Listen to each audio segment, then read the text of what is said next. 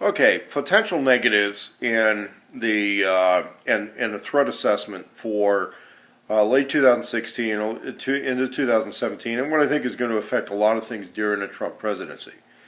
I think we're going to see a parallel time that's going to resemble the mid 70s.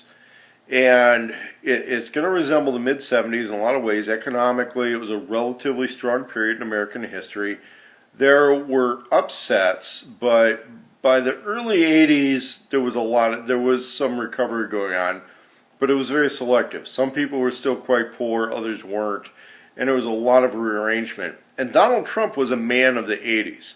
And in electing Donald Trump, people want Reagan back. That's kind of where they wanted to be. They want Reagan back. I don't think they're fully getting it, but it's what people want. The other thing is that the Democrat regime that we have right now are a lot of people where their mentors are the people of the 70s. The mentors, for the most part, are like that. They're the SDS people, the Weatherman people. There was a mentors, Barack Obama. Bernie Sanders was, of course, one of the protester type guys out of the 70s. Not as much a 60s guy as a 70s guy. Hillary and Bill Clinton were, of course, 70s people. That's the way I view them. They spent the 80s coming up in the world, and of course, the 90s, they were the power couple. America's kind of done with Bill and Hillary. Right now, they're relegated to history. And they probably weren't coming to grips with that when Hillary ran for president, but she could be the first viable female presidential candidate. Not going to be the one getting elected anywhere. The threats we're seeing right now, I think, are mainly against Donald Trump personally, but there are going to be profile-based attacks. There was a kidnapping in Southern California we're following. My belief is it was a profile-based attack. Somebody profiled these people as race and class enemies, and of course kidnapped this woman, tortured her, branded her, did all this terrible stuff to her. I don't think it's the last attack of its type. I think there's going to be a subculture of people that do things like that.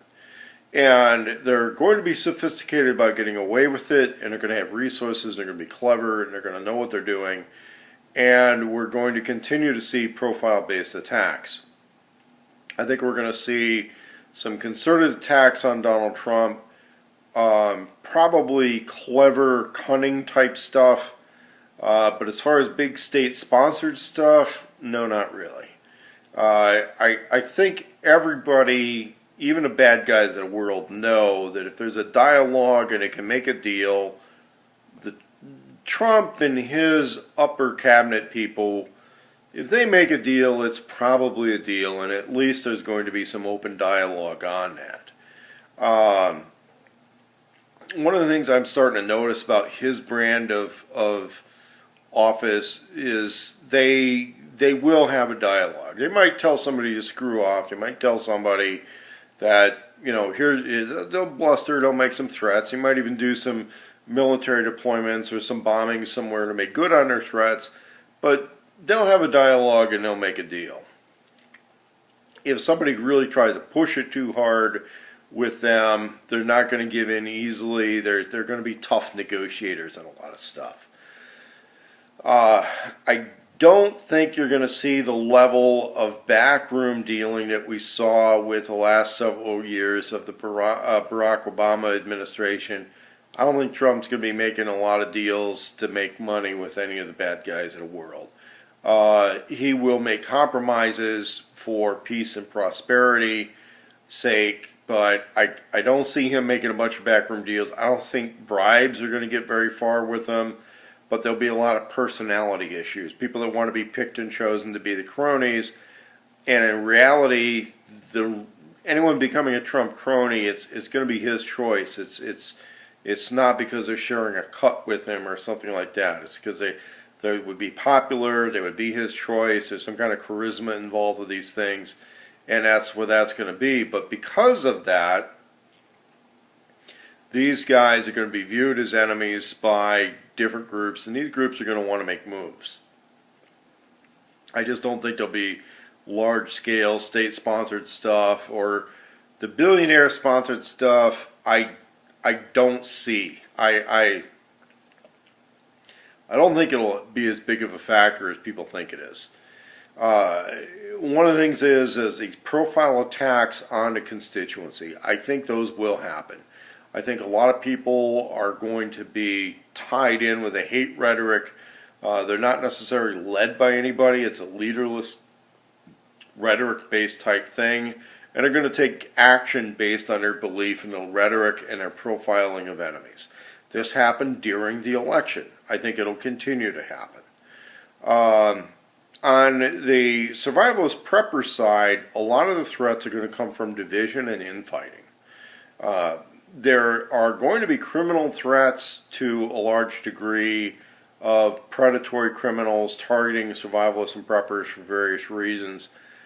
One of the things I would look at as a serious threat is weapons theft in order to carry out a false flag attack.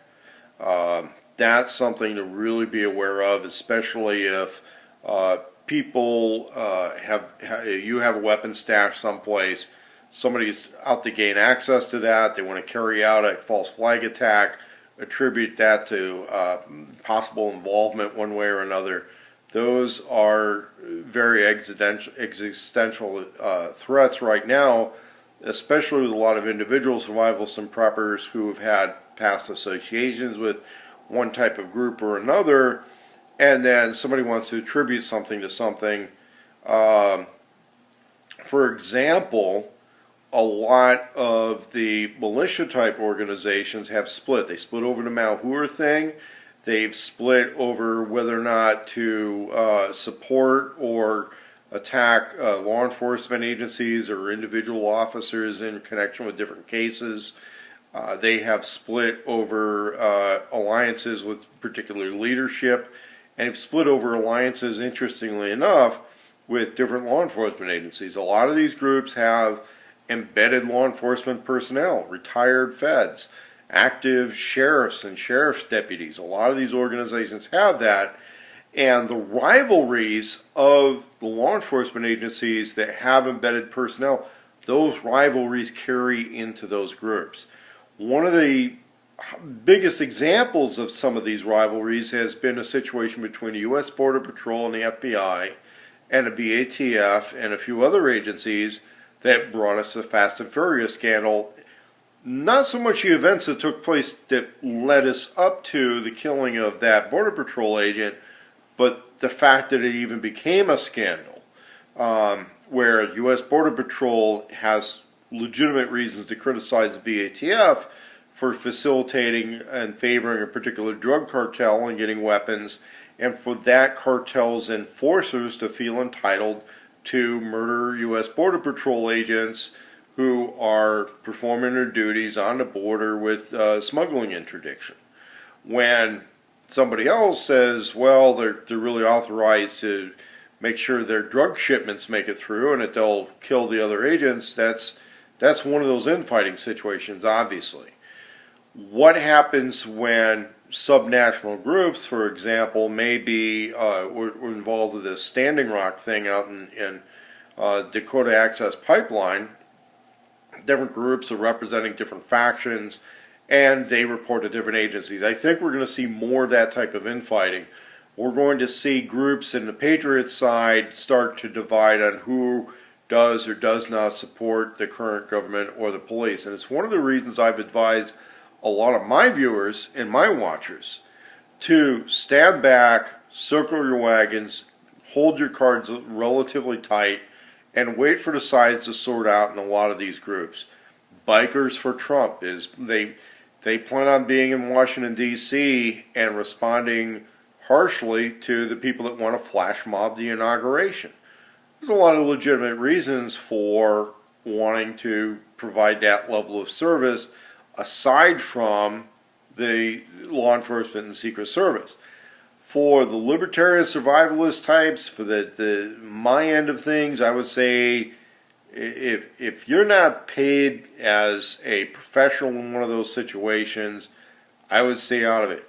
I would stay out of a lot of these things in order to see how the sides sort out. There's a lot of people that just want to rush to the next protest, rush to the next big thing that somebody let them in on, and think that that's a formation of an alliance. I've seen that with the Dakota Access Pipeline. I've seen some people rush straight from Malheur and Bundy Ranch support, go out to the Dakota Access Pipeline, when in reality there is no reciprocity from the Native American groups saying, oh, by the way, we'll go support Bundy, or we'll support the ranchers out west too, and kind of have this cowboys and Indians versus the big bad feds alliance. Those guys aren't really making good on that. And if you look at the commentary and the videos, these people are practically dancing on Lavoy Finnecum's blood. That is probably not an alliance worth spending a tremendous amount of effort on, unless there is true reciprocity with the Native American militant groups. Right now there isn't, okay, and there is bad blood between some of the older kind of right-wing groups and AIM, but it's kind of a past thing, and a lot of that's going to start coming out because a lot of those other groups tended to be right-wing, tended to be pro-police, tended to be Trump supporters, and they're going to play careful. And the thing to realize is that the freedom movement is no longer all that useful to them. That alliance is not as useful to the right-wing, conservative, establishment supporting type of people. The Libertarian movement isn't very useful. Okay, the Libertarian movement would have been useful if there was a big resistance to Hillary Clinton thing, but that's not happening. So this is what a lot of guys on my end of things you really got to watch out for, is a lot of that, you know, gun culture, cop-loving type people. They don't have a problem saying, oh, we'll help you put down the bad gun owners. Oh, look at these anti-government people. And that's why some of the forums I'm in, when I moderate, I don't want anyone to talk hypercritical of Trump and then look on their Facebook page, see who a lot of their friends are, and I said, listen, guys, you start talking about something these guys really support, you're going to end up with some enemies in your backyard. And you're going to end up with enemies who know a whole lot about you, and they're going to start picking who their real friends are, and they're going to pick the stronger faction, okay? And it is not the Libertarians right now, okay? It's not. If you want to concentrate on something, concentrate on making money, getting ahead, making a name for yourself with whatever it is you believe in, those sorts of things. I'll post more on this in a bit.